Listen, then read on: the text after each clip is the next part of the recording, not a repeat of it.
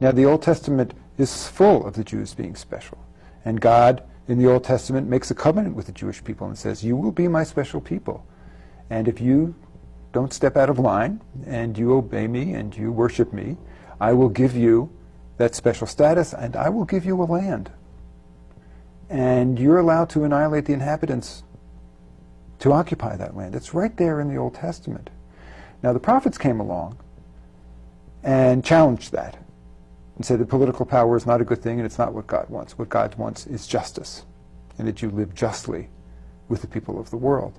And Jesus, who was the greatest of the Jewish prophets, came along and took it one step further and said, in fact, this covenant is for everyone, not just for the children of Abraham, and for the whole world, and said, this is too good to keep to yourselves. This needs to be universal.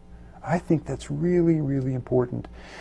And I think that because of the accident and the tragedy of political Zionism, we are in very, very much jeopardy of sliding back into a full embrace of Jewish exceptionalism, which I think, I'll say it again, I think it's tragic for the Jewish people. I think it's very bad for the Jews. Well, it's just like the Germans thinking that they're superior, right?